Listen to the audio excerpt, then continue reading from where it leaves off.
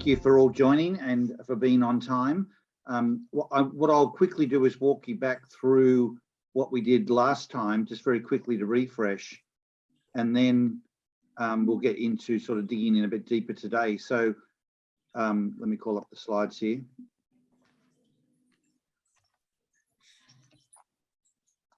So it was talking about high performance teams, and then in particular, what are the things that high performance teams typically do, and then what do you see? And what's really interesting for me is this week I'm with the senior, one of the most senior teams you could get. I guess it's the senior leadership team of the IT organization for a major client, and they're a very senior, expensive group of people to be spending the week with. But when I look at this list that we had down last time, I'm just watching it play out to the letter, and I'll share some things with you as a summary of this, and then before we dig into the masterclass. So this is the first time that this team have been together in 3 years, and 90% of them joined in that 3 years. So for the vast majority, they've not actually met each other live, even though they've been working together. And they've had a lot of success, but it's been awkward. And the awkwardness, I think it's fair to say, is mostly because they haven't actually been together to just, meet and greet and hug and laugh and share a wine and spend time together that you just can't do any other way. And I think as people return to a hybrid work environment, the need to be humans with other humans just doesn't go away and doesn't get replaced by a screen. So the first thing is being a team and thinking of themselves as a team. When they haven't had this fabric of leadership team, they've just been very much their own silo, doing the thing that they're each responsible for. And it's very noticeable at this level, given that I work with teams like this all the time, how much of a team they have not been because they haven't been together as a team. Yet the peak performance scores, to the second point there, they were all 8s and 9s at the start of the week, which was incredibly high for this team, but it didn't flow on to them had been a high performance team yet, because they weren't really having some of even though they feel a safety and trust with each other, they hadn't really had the forum to be able to talk through some of the issues that they've now talked to. It's Wednesday here, and we've just had like a really cathartic experience this afternoon where they've finally sort of covered some of the topics that they've all been thinking about but not talking about. And you can't do that if you're not in a good place personally. So the good thing about having high individual PPI scores, the peak performance scores, is that you're in a place of feeling confident, courageous, safe, and you're more likely then to speak your truth. The third one about trusting each other, we've just had the session where they were actually offended a couple of weeks ago when I said that we're still getting feedback they don't trust each other. And there's been some things that have happened this week where they've seen examples of it and they've just sort of fessed up to it, that there have been issues blocking it. So, trust is the oxygen of a team, no question. This morning I had a speaker on the fourth point about being vision driven, and they said, what do you need to really, make transformation happen? And this speaker said, well, you need an appetite for change. Everyone's like, oh, yes, we need an appetite for change. Not everyone has change readiness, and that sounded a bit boring to me. And then someone said, well, what you need is a burning platform, because when we had the Ukraine crisis and we all had to rally to help the Ukraine, we all just rise up, and that's what's missing. We don't have the burning platform. And my point to them was, burning platforms are what you revert to or resort to when you're not vision driven. And when you are vision driven, and the best teams, that they have a clear vision and it's something that's on their minds every day. In fact, their leader said, guys, I come to work every day to transform this company. That's what drives me. She didn't need Ukraine or a German workers' crisis or any other sort of crisis that was a burning platform if you're truly vision driven. And then sharing their personal stories is something that's starting to happen this week. I'm literally watching a team that was probably a B+ shift to an A+ team dynamic because they're paying attention to these things that are on the screen here in front of you. And then as a result, what you start to see are the things that are on this page. So too early to say there's results occurring yet over a couple of days, but we're seeing some very constructive conflict, we're seeing a lot more initiative and volunteerism coming through from the team, like people volunteering their thoughts, their ideas, their people, their frustrations, a lot more gratitude coming as a result of that. That they're talking now about cross-representing each other on different initiatives, starting to solve problems together, and of course, you know, some fantastic socializing together. So I'm watching our formula for success here play out, as I say, virtually to the letter. So that's what we talked about at the bigger picture. And now from an ID Masterclass point of view, these were the things we put on the promo, and given who's on this call, I'm also happy to go in a couple of different directions here. But the first one is, as an individual, if we want to unpack this and you think about your ID, when you think about you in a team, when you walk through the door, if you're in stride, what really shows up when you walk in? I'll give you an example. There are a few people on this team that are strong verifiers and avoid improvise, and strong authenticate. So like up, down, down. And when they get really passionate, and some of it's cultural because we've got some Latino and Indian people, when they get really passionate and animated, it comes across to others like bullying. And they were blindsided by that feedback. And they were so appreciative to be told, because they said it's not just that you come across to your peer in a bullying capacity, but it's the people, the other people in the room. You know, you might have subordinates in the room, and when they see you going head to head with all of this emotion, they don't know that you two people might be okay, and it comes across as, it can come across as bullying and very disrespectful. And I think it's really wonderful to get that feedback. That's on the negative side. On the positive side, you know, when you have that level of passion and conviction, the ownership that you display makes everyone else feel really confident that, you know, you own it and we're going to actually have a win here.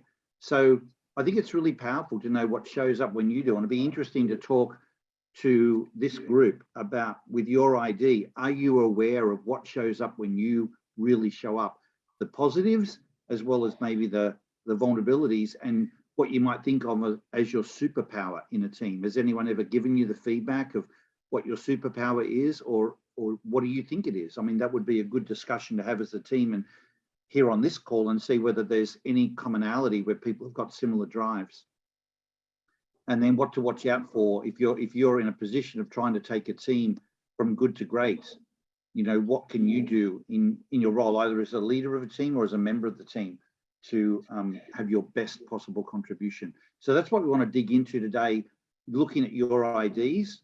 But Ian, I'll also get you to just remind the team. I do recall there was a hangover conversation, and everyone, because of the ID knowledge on this in this class, they might want to go there first, and I'm happy with that.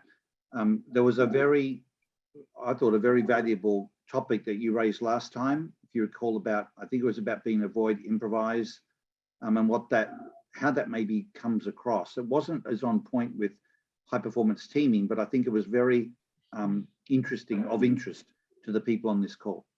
I think we were talking about the absorption factor, yeah, and how you absorb the impacts, I suppose, of you know ups and downs. So we talk about the avoid improvise. You know, the more steady she goes, even keeled approach. You know, that's sort of, you know, I suppose one of the talents of that drive. But the sort of the flip side is that, you know, you absorb a lot of the stress and angst that comes along, rather than sort of letting it out, you bring it in. And then it's, I think what we were exploring was, where's the tipping point? You know, at what stage is it, are you full? And there's, you know, it sort of comes out, as opposed to just keep bottling and bottling and bottling and bottling. And what that does, obviously, for your PPI, what it does for your relationships, everything like that. So yeah, I think that. So does anyone else have any other question on their mind that they would like to explore in our masterclass today?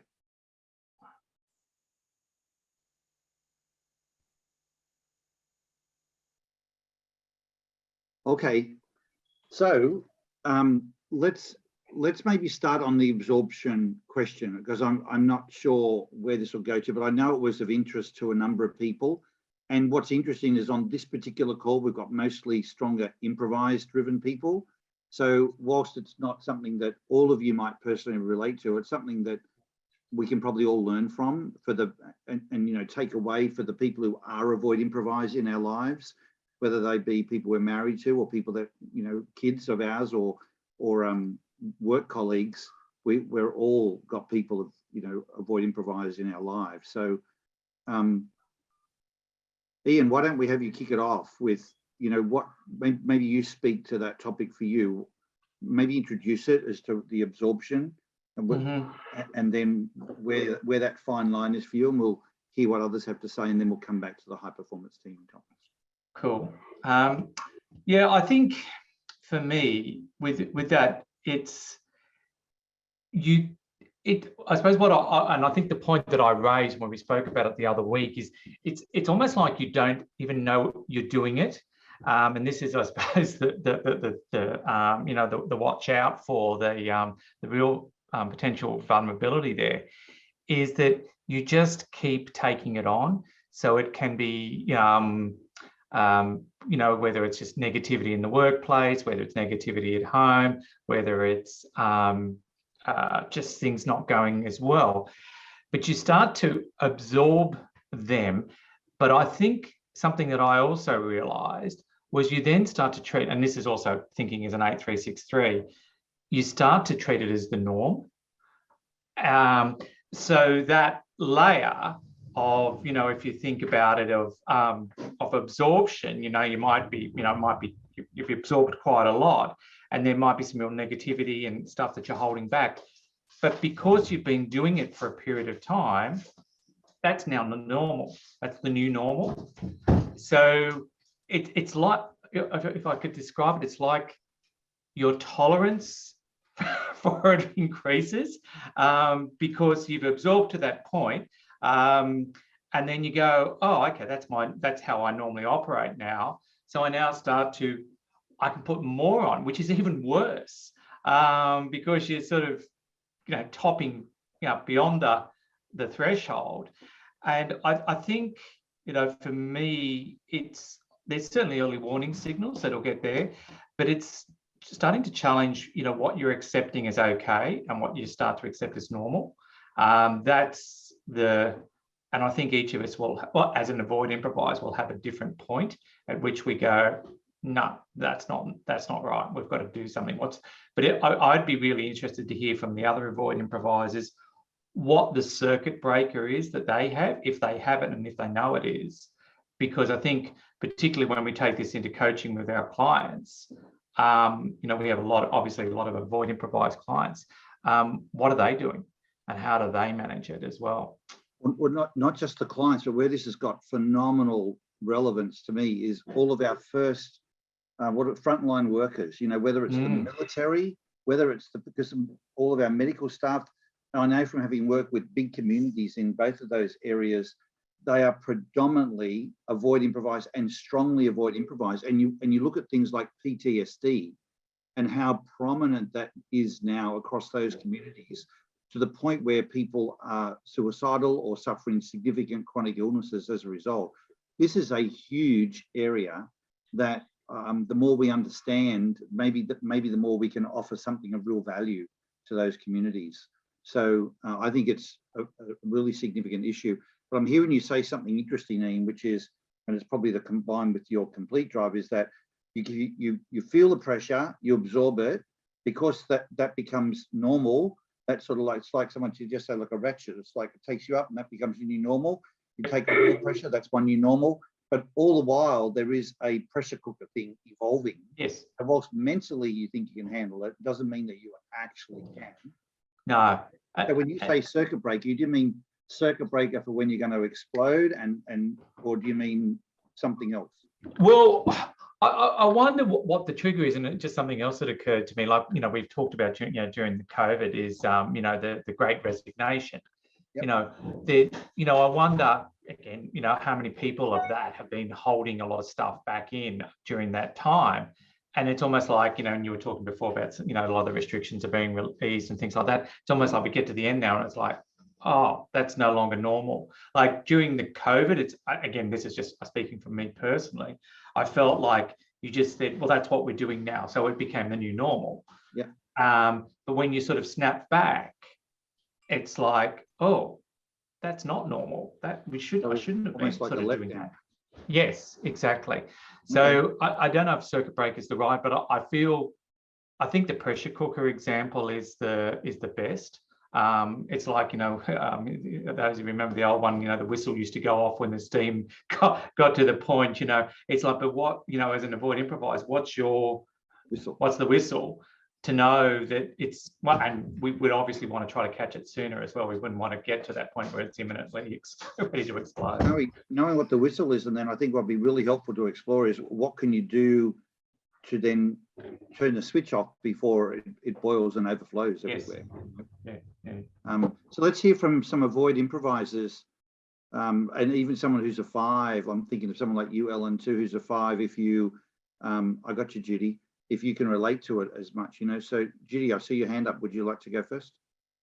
Well, I relate a lot to what you're saying, Ian, being avoid improvise. And I wonder and am curious about how much that contributed to my loss of energy. Yeah, I'm still trying to figure that out. And I'm using the ID for a lot of that figuring out, but I appreciate you mentioning that because that feels appropriate for me. Okay. Well, let's see. That's pretty interesting. Oh, go ahead. Okay. Go on. Yeah. So as a 5, I would say that I noticed a couple things with clients. I've been doing a lot of work around coaching and trauma, and my area of expertise is around diversity, equity, and inclusion. So it's racism, trauma, and where's the coaching piece fit in there? When do you turn it over to therapy? Most of my executives wouldn't say they need therapy, but they would say, I'm stressed, I'm stressed, I'm stressed.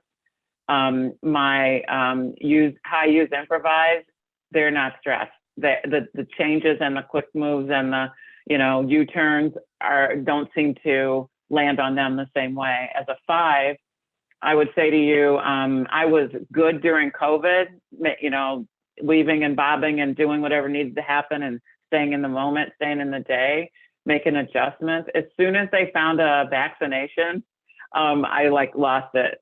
It was really weird. It was like, as soon as things calmed down, I was less comfortable. Wow. I don't know, yeah. Wow. Can you see now in hindsight why? Or are you still like Judy, you're still sort of trying to figure that out? I think my use verify and being a 5 and improvise made me curious, looking for information, always going for, finding out what I could find out, adjusting. And then as soon as things calmed down and there was no more problem to solve, right? Like no more, how do I live with COVID? How do I live with, with all the racial tension and acute awareness of racial injustice around the globe? Like, how do I live with that? As soon as that kind of calmed down and found a steady state, I was less comfortable. Yeah. Yeah. Okay. Amanda, what about for you as an avoid improviser? Is this something you relate to? Hi, everyone. Yeah, definitely. I was trying to think what my breaking point, I guess, is as well, Ian. And I think for me, it's hard to see, but yeah, I do take on a lot, and probably I rely on Joel sometimes to help me, and he has in the past gone, hey, something wrong, just take a step back, you're not, let's have a look at everything and then keep going, because I just start taking on and on and on. For me, I would say as well, when I stop exercising. So I really enjoy and I need exercise as part of my day-to-day. And when I go through a few days where I haven't exercised, that usually is when I go, oh, okay, there's something, I'm taking on too much and I can't handle, and this is not normal. I need my health to come first. So that's sometimes what I can spot, but yeah, it's not easy, because I think as an avoid improviser, you just take things on and you just do it, right? Like you just keep on, you're like, okay, this thing now, and now that thing, and then okay, all right, I'll just keep going until you can't keep going anymore. Yeah, and yeah, it's hard. Well, and maybe that's a good point, is that you, until either something or someone points it out to you. So the something might be an accident or an injury, or someone sacking you or resigning, whether it's from a relationship or whatever, until there's like an event or a person who you trust and respect points out something is happening. Maybe you don't see it so much because you just keep absorbing. And, I mean, think about people in the front line or military where everyone's in the same boat. There's probably no one to help them because they're all going through it together, unless, at least on the front line, medical, they can come home to someone, but you'd have to be pretty self-aware and feel safe enough to point that out, But I can see where it's almost invisible to the person going through it because they just keep absorbing until their health is affected. So I don't know about Krista and Grant as avoid improvisers. Is it something that you guys can see in yourselves? Do you relate to this conversation? Yeah, I really relate. And I think two things strike me. I think the first is that I think combined with the taking it on is also the perseverance. So we're like, part of it is like, well, my strength is my perseverance. I can handle it. So that's the self-talk inside. But then that's also, I think, what the messages that were sent by people around us, because that's a talent and a strength that we have. Yeah. And so I find that, and then I also noticed that a number of us are also use verify. So I think that combination then with the use verify about like, okay, well, how do I really understand this? How do I think about all the potential risks that are happening with all this heavy stuff I'm holding on? How do I work through it? How do I get research on it? How do I come up with a plan? So then I think your mind can start to really, really race. And so for me, I find what's really important is doing things that, even if I'm not feeling the stress, how do I have a daily ritual where my mind and my body get back connected, or that I get my mind to turn off because it's constantly circling. So like I instituted like a daily meditation practice a number of years ago, or my circuit breaker is I'll be driving and I'll look at the hills and the trees and I'll be like, I got to get to the woods. And I just know like I got to find a way to get to the woods, because when I get to the woods, I feel like the energy of being outside can kind of take some of that from me. But okay. So I think there's that combination of the perseverance and the risk mitigation and the thinking, let me figure this all out. Okay. Thank you. Grant, anything you'd want to add? Yeah, it sounded identical to what I was going to say. How I see it show up for me physically is I lose sleep. So the absorption gets to a point where I start losing sleep, and then I physically start to feel run down and almost move from mental lack of ability to absorb to physically lacking ability to absorb. Yeah. That's it. Yeah. And they will go together. Sorry, go, Amanda. It's a shame we let it get to this point. I was thinking, I do also lose sleep sometimes, Grant, and I was thinking, even with all the knowledge we have of IDs, almost as if we should be reading our ID and studying it every few days to go, no, hang on, I shouldn't be losing sleep. I shouldn't stop exercising, like you're just keeping that. But then sometimes that's even one more thing to do, like it's like even more pressure because you feel like you're not handling that part as well. But yeah, I wish we could just not let it go that far. But I do wonder, and it was something I said, how do you tell before when you get to that point? Like, as I say, because you build your new normal and you just keep absorbing. I wonder if it, in that example, the sleeplessness, that's the point. It's like, if you feel that, like, you know, for me, I would often say, oh, look, I'm fine. You know, I'm 8 out of 10 PPI, you know, everything's going well. But then if you then took that and you go, well, actually, I keep waking up at night and thinking, and my brain won't shut down. And I'll go, well, maybe I'm not really an 8. You know, it's just that I've taken my, you know, we're at the new normal now. And that's, well, whether it's the early warning signal, it's certainly a warning signal. You've got to go, well, actually, there's something wrong here. What have I got to do? Just, you know, there becomes the pressure cooker. And Ian, do you lose sleep? Like, do you get to a point where Yep. Yeah, absolutely. I definitely know that, you know, there's times when I wake up and it's like your brain switches on, and it's, to me, it's often quite irrational thinking. Yeah. And you go, well, what's really going on? And of course, then, you know, you go into self-analysis, makes it even worse. But that to me goes, I start to look at it and go, okay, got to do something. What do you mean by irrational thinking? For me, it's playing the same scenario over in my head again and again and again. It's like Groundhog Day. Right. And it could be like, I can't even think of a crazy example about, it could be analysing something that was said or not said. And it's just, you play it again and again and again. It's almost like it won't go away. So these are really good examples, because they're, you know, whether it's sleep, not being able to sleep, or whether it's overly thinking something and to the point where it's irrational, given what the topic might be. I mean, they're really good indicators to sort of go, okay, so you probably don't think of yourself as out of stride, but in terms of the absorption, have I gone into overload, you know, and do I need to do something to recalibrate? I'm curious if there's any improvisers on the call that sort of go, you know what, I know we're talking about avoid improvise here, this absorption issue, but I feel like that myself and I'm an improviser. Or is it just not, like, for me personally, I don't really relate to it. I'll say that's not something that I relate to. But I'm curious whether there are other improvisers that can say, well, actually, I do relate to that, you know, or is this just uniquely the home of the avoid improvise drive?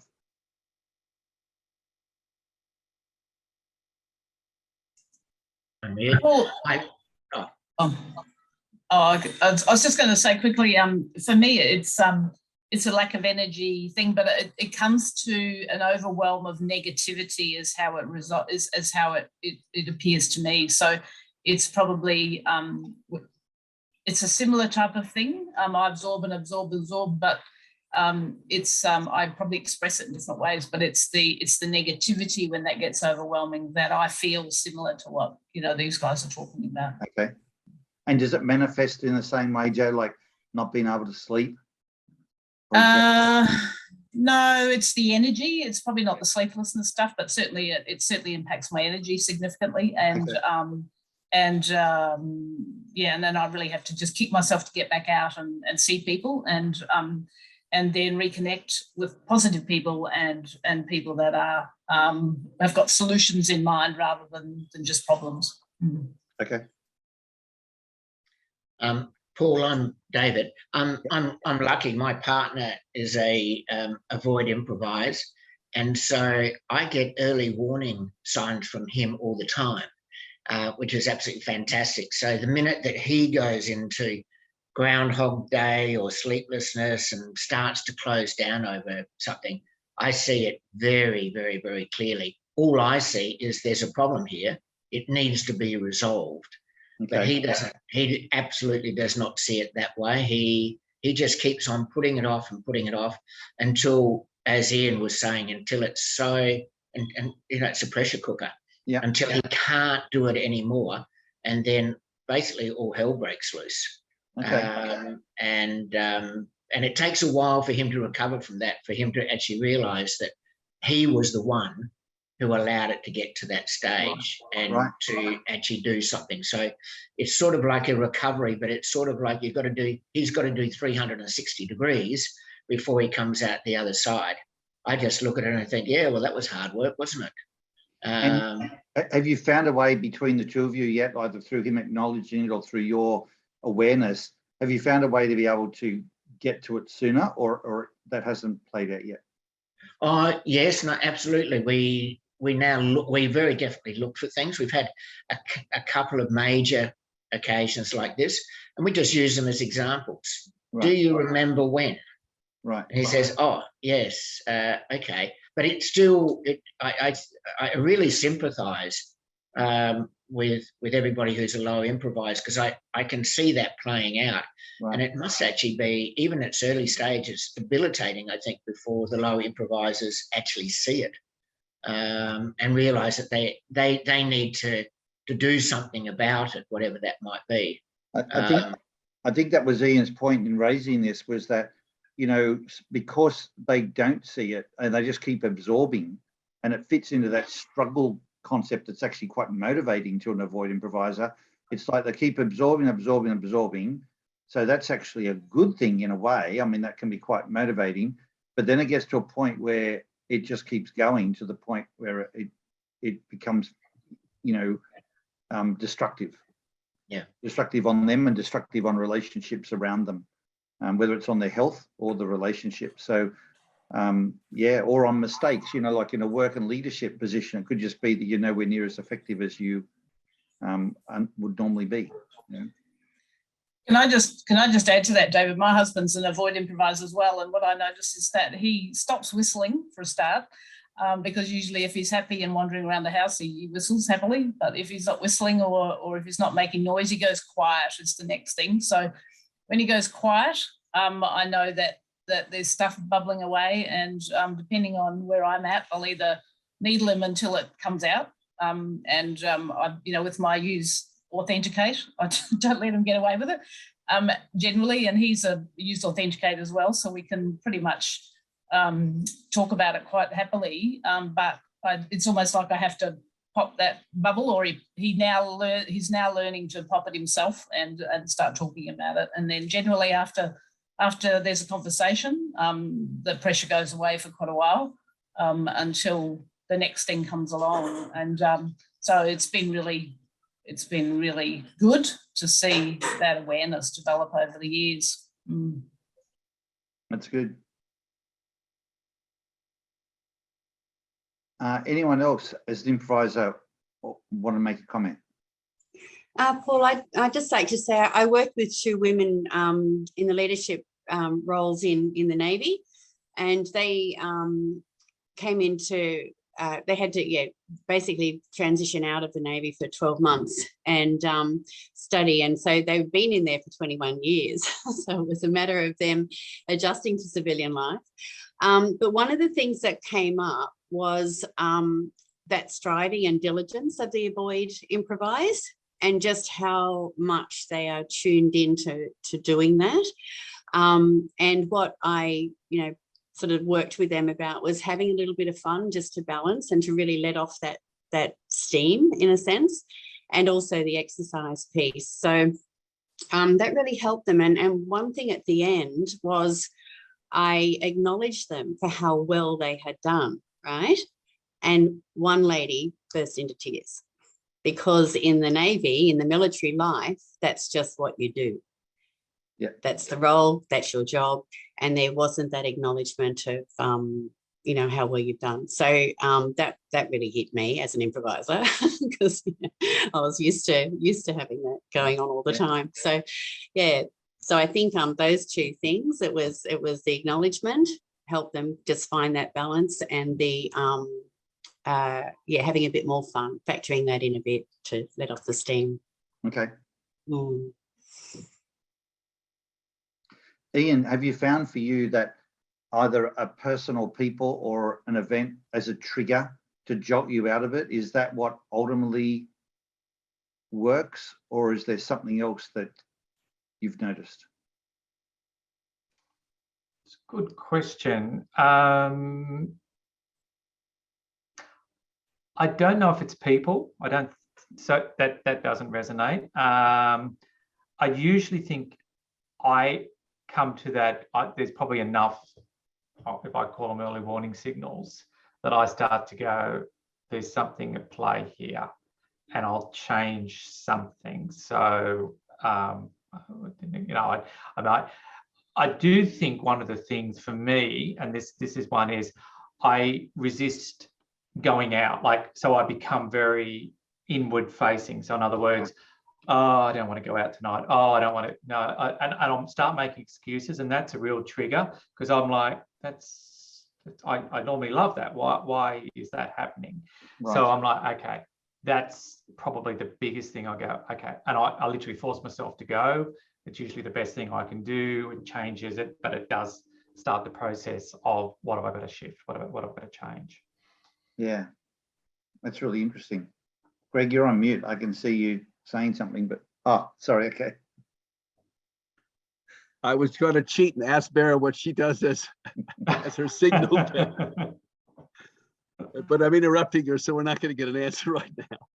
No, but Ian, you make an interesting point. And I've seen this before, where for some people, I guess their ID becomes more exacerbated. So they do go into, we say that avoid improvisers need solitude. So they go into that space of not wanting to socialize. And yet when they do, and sometimes they just force themselves to do it, I've seen that where they'll say, you know what, I actually am glad I did that. I had a really good night or a really good time. I wasn't feeling like it, but boy, I needed that more than I realized. And I never put it down to the absorption factor, but now that I think back on the situations, I can see where that, what you're saying played out like perfectly. Yeah. And I think just a strategy, what I do is start booking lots and lots of those things so that they're ahead. Like they could, like, I don't know where I'm going to be in a few months' time or when it's going to be, but I'm like, let's just have all those things there. I mean, there's to look forward to. But then you know that it's like, okay, I'm going to have to go. I've paid for that. I've got to go. And then of course you love it and you're excited when you get there. But it's but not relying on that solely. But that is a good approach, I've found. And Grant, I picked up your comment in the chat that you're saying, yeah, that's you 100%. Now that you know that about yourself, are you able to, can you self-regulate it? Like, can you be feeling enough pressure and sort of go, you know what, I don't feel like going out, but I am going to go out because I know that's what I need? Or do you need someone else to be the circuit breaker in that situation and force it? Can you see the difference? Yeah. My wife does it for me. Yeah. But could you do it on your own, or you find it really does need Mel to do that? No, what's really interesting, I've been reflecting on this whole conversation, is I work with a bunch of avoid. In fact, they use Verify, Avoid, Improvise. Yep. And I find I get frustrated with them. Yep. For the very reasons that I frustrate myself. Yep. And so I find that even seeing their responses to situations can be a trigger for me to say, hang on, step back, take a breath, rightio, let's get into this. Let's go and socialize. Let's go and talk to people. And it's the last thing I feel like doing is going catching up with someone. But I know it's going to shift my thinking and probably going to shift them as well. Yep. Yep. But in a social setting, in personal social setting, it's my wife. She's the person who organises all social gatherings. And even if I don't feel like it, I know that it's going to be the best thing for me. It took me 15 years to realise it, but I got there. But you know what? It's probably her way of, and not even realising it this way, but she wants her husband back, because you're not who you are when you get under all that stress. Like I often say to people, your personality evaporates. And without her knowing all of this, maybe she does, but they just know that I don't have the Grant that I know he can be. And maybe when you get out and you do the circuit breaker thing that she might provoke, she gets to see her husband again. And that's like for who he really is, not the stress absorbed guy that he was before. 100%. I think my wife would agree with David's assessment of his partner. I think Mel would say exactly the same thing about me. Right. Interesting. Yeah. Well, what it says to me is, for those of us who know people that are avoid improvise, first of all, we can be a really big help being that circuit breaker for them. Because if we don't do it, then left to their own devices, they continue with the absorption path to their own detriment or to the detriment of their relationships. And even though the initial reaction might be, you feel like you're dragging them out to be the circuit breaker, it won't take very long before, and maybe after a couple of times, they even realize the value of it themselves. They just need you to be the circuit breaker. They can probably pick up the rest and keep going themselves. Like they don't need you to, keep motivating them, just enough to say, come on, we are going. And then that's enough for you to go, all right, if I'm going to do it, I really do it, you know, and switch gears. But that's a really valuable role we can play. And for those of you who are wired that way, who are the avoid improvisers, and you know, just through the awareness, like it sounds like Ian, in your case, you're at least aware enough that when some of those triggers, like, you know, it's the sleeplessness or it's the overthinking, you sort of can see they're my early warning signals, then you can self-regulate it. You know, that's Absolutely, yeah, really cool. And then as a solution, I'm hearing a couple of solutions to it, a couple of things. The first is that whilst it's not always socializing as the answer, doing something that's the opposite to what you were doing. You know, so if it was working, it's doing something fun. If it's being on your own, it's going out and maybe being more socializing, but it's a change of state that's needed in order to provoke the mental change, at least temporarily, is the first thing. But I'm also hearing that when some of that pressure goes away, that's sort of a bit unnerving as well. You know, when some of the pressure reduces, if that was your new normal, just because the pressure comes off doesn't mean the stress goes away, because now you've got a new stress. Oh, hang on, what's going wrong? You know, I sort of like that struggle in a way. yes. There's definitely that. I think there was an expression. It's you almost thrive on the struggle. Yes. Yeah, I think that's another piece you've got to be really conscious of, in actually like almost becoming to enjoy it in a perverse kind of way, even though it's no good for you. So again, it's another reason to be really conscious and aware of it.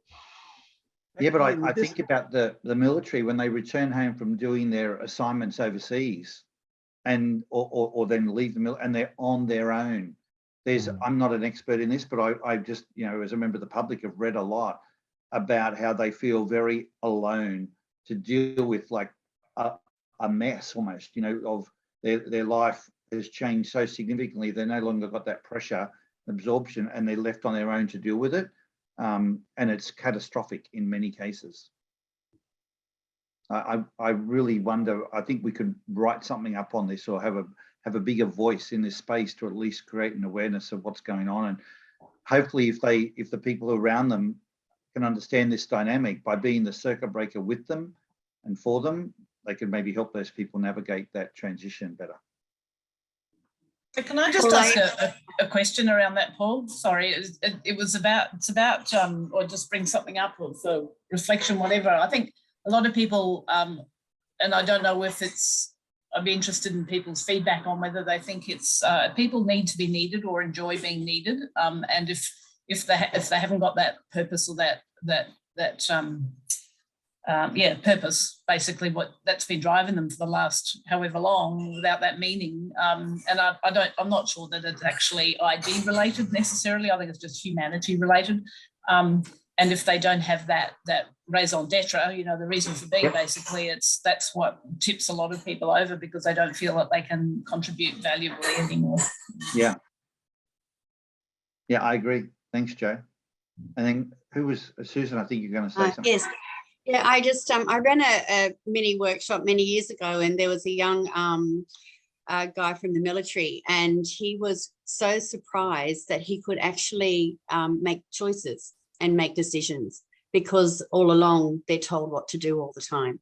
So for him, that was quite enlightening. And fortunately, he was young enough at the time. Yeah. He was transitioning out. But yeah, yes, yeah, exactly. Okay. And I can also relate to the improvise when it comes to initiating, trying to keep, like in my case, I would find it draining to keep initiating ideas for a down improvise. Yeah.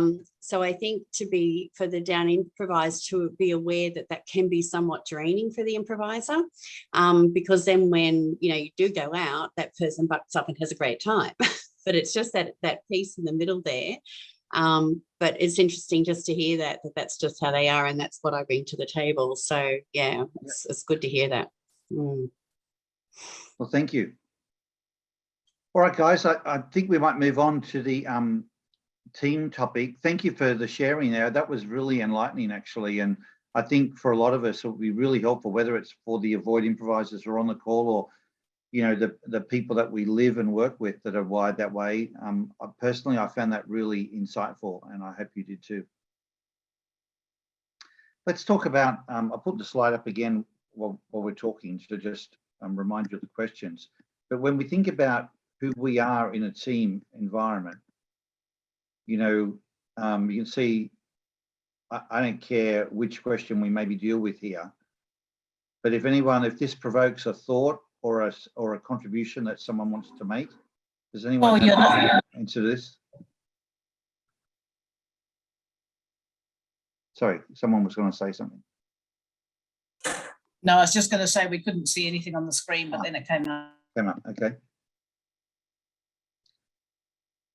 So is there someone that, just by seeing these questions, has something they want to share, either ask or share? Hi, Paul, I'm happy to. Oh, hey, David. You go. I'm happy to share something. What I find is that to try and bring a team together, and what shows up when I seem to have an impact upon a team is that people will start smiling. And start smiling with possibility that I seem to have this ability to be able to help people to see a brighter side to whatever might be happening than what they might have otherwise have been seeing. So people will start smiling and will start thinking a little bit more positively about whatever the situation might be. Okay. Well, that makes sense, being an improviser, that you're going to bring, not just a sense of fun and positivity, but the optimism of, and often it's from simplifying things. You can sort of take all the complexity, bring a simple perspective to it, and sort of say, well, what about this approach that makes something that can seem hopeless now have a sense of hope and optimism to it? So that would be true. And it's not necessarily from any one thing you say or do. It's just the totality of what shows up when David Leach shows up in the room. It's cool to know that, and I would think that's pretty bang on, knowing your ID, David. I'd just like to kind of second that. I think Suze is on the call as well, my ops manager at Squirrel, and I would say she's got a very similar ID to you, David, and she has the same impact when she shows up, and that I can just see people who might have been struggling to get going on something, or are finding something quite difficult, that her energy and enthusiasm for it actually gives them a bit of a pathway forward, I guess, or some encouragement around that, and confidence that they're not on their own to do it. And Kylie, what were you going to share before that, when Dave was going to talk? Was there something else you're going to share in terms of your perspective? I've been kind of thinking about this, like what really shows up when I do. And I'd actually probably like to get my team's feedback on that, to be honest. But I was more thinking about what I need to watch out for, because I'm really high in authenticate, and I'm a 2 in complete. I tend to have quite a lot of ideas, but then I'm so enthusiastic about it that I just want to get it done. So I tend to just then take over. I don't know if I take over, but I probably, I've got to be involved because I just want it to happen right now.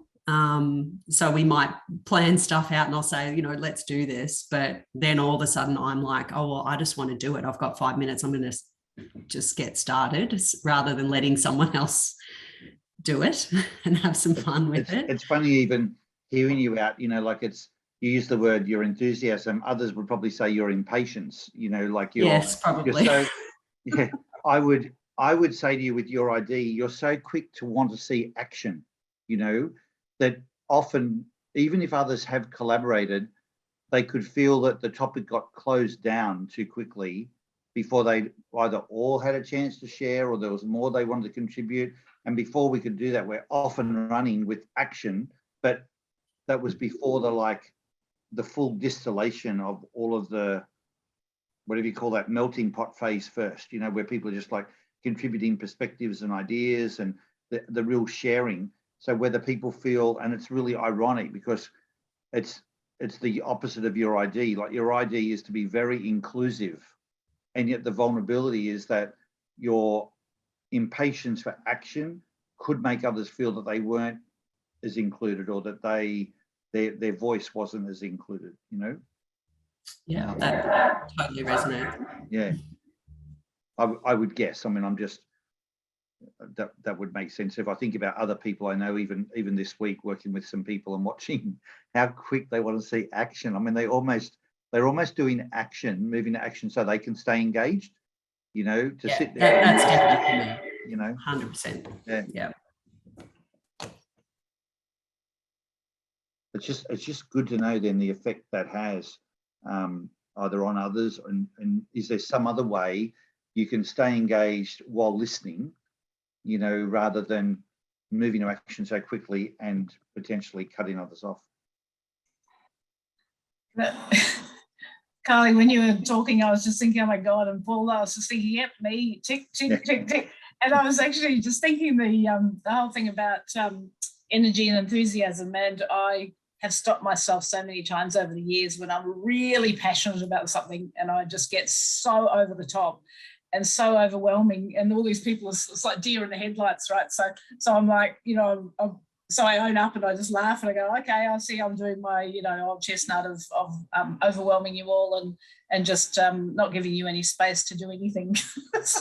So I just, usually by owning up to it, I guess that's my trigger, and people usually have a bit of a laugh. The headlights come down and they sort of come back into the conversation. Yeah. I see it happening so often, it's hilarious, but at least I'm aware of it most of the time, I think. If I can, oh, sorry, Paul. There you go. If I can add to this point, my husband being like that, down, up, as a leader, and I've tried to say to this in a very careful way, but it's not as much the ideas and the action, it's more whether people are going to continue with that project or not, because he will often have different ideas and everyone will move on to action and start doing everything about that. And then next week he'll come up and say, oh no, forget, we're moving on to something else. And that can come across, I don't know, but for our team of high verifiers and avoid improvisers, it comes across as a little bit of lack of credibility, just because you're moving on through things so quickly, and it's almost as if, you know, whatever we discussed the previous week or whatever project we decided we were going to do, that's not a priority anymore because something else that's more fun or requires more attention pops up, and everyone then has to move on to that. That's just, yeah, a different perspective, but I don't know how to say that in a nice way. Sorry. Well, Amanda, if I could say, it's a bit like the boy that cried wolf. They're like, you know, after they've called it so many times, then the team start wondering, are we really doing this? And then I think what you're probably going to find, Joel gets frustrated when he comes back and finds that they actually haven't done what he really wanted them to do, because they're going, oh, I thought you were just talking that time. So it's that really understanding, yeah, we're actually doing this, not just having a fun conversation. So I mean, that's obviously talking from our style of ID, that's how that plays out. So it's just a challenge to get really clear on, yes, this is actually happening. I want to come back to Kylie. You went to your vulnerabilities. What do you see show up as your superpower? You know, in the same way David talked about what showed up for him, what do you see for you? With what do you bring to the room or to the team that just comes flowing through you? I don't know, to be honest. I've been sitting here ever since the start thinking, I wonder what that is. It's hard to look at yourself and okay, other than humility, then what else? I think that whole thing about being very inclusive, I'm quite I want to know what everybody's ideas are. I'm impatient to hear them. So if you haven't got anything, I'm kind of like, okay, moving on. But I think I'm quite a collaborative leader, I guess, and I listen. Like I'm patient in terms of wanting to hear what people have got to say. I don't know. Those are the two things that I can think of. Well, even when we asked you, talk about collaboration, even when I asked you the question earlier, your first response was, well, I'd be really interested to hear what others have got to say. Like I'd go to my team and I'd hear, I mean, that's just your collaborative instinct instantaneously playing out, you know? Yeah. For me, if I think of your ID, it's and other leaders and just team members, it's clarity, getting clarity of the conversation, clarity of the picture, but making sure something is crystal clear, whether it's through painting the picture or just getting really explicit. It's clarity so that, you know, the communication and the end game are crystal clear to you know, whoever's involved. That word of bringing clarity is like uniformly the space of your ID. And the collaborative side is you want everyone to have that. It's not enough for only the, you know, certain individuals. Like everyone has got to have that. And you may not consciously do it. It's not something that necessarily is done from a cognitive point of view. It's just what comes via, you know, your ID, like your instincts. When you show up, what comes with you automatically is this sense of clarity that you bring. Yeah, that makes sense. And I think the simplicity thing for me is just like I kind of try to listen to what people are saying. Quite often we've got a lot of verifiers in our team, and I try and distill back whatever they're saying in more of a simple kind of way for everybody. So yeah, that's definitely true. Thank you. You're welcome. We've got time for maybe one more if someone else has got a question or a contribution on what they see for their ID.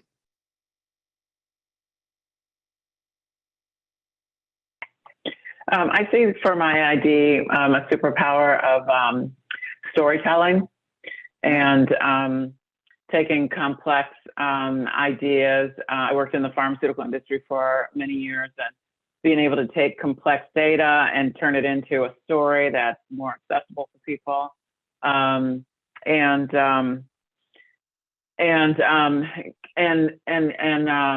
Annoyingly sometimes, but with good results, keep pushing for information, keep pushing for the research. When I wrote my book, I hired a book coach specifically to stop me because I would just research for years, literally. And so this desire to like know more is great. And I know that, you know, that's a vulnerability for me as well. And luckily had somebody help me, you know, with that vulnerability. But I think also, so the speaking in metaphors and telling stories in that way. And I like that I'm a 5 in improvise, because I do have that flexibility of, I have a good sense of assessing risk and benefit, and then I also am a great brainstormer. So I think I really fit into that 5 that way. That's interesting. Thank you for sharing that. I mean, the perseverance you talk about makes sense. The storytelling isn't something I'd automatically see from your ID, Ellen. I'm not saying it's not true at all. I'm just saying it's not.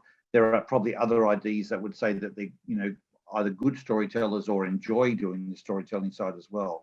But your perseverance, it would be one of your strongest drives, you know, particularly if it's connected to something you really believe in, like a strong ideal or belief. You would have almost an infinite level of perseverance that you bring to the equation. Yeah, very cool. Well, guys, we've sort of reached the top of the hour and the end of our webinar again. It always disappears way too fast, but I really appreciate all the conversation. The learning's always rich. Thank you for being on the call and contributing, even just from your presence, let alone what you might share. So keep staying in stride. Have a great rest of week, and we'll see you in a couple of weeks' time for our next webinar. Take care, everybody.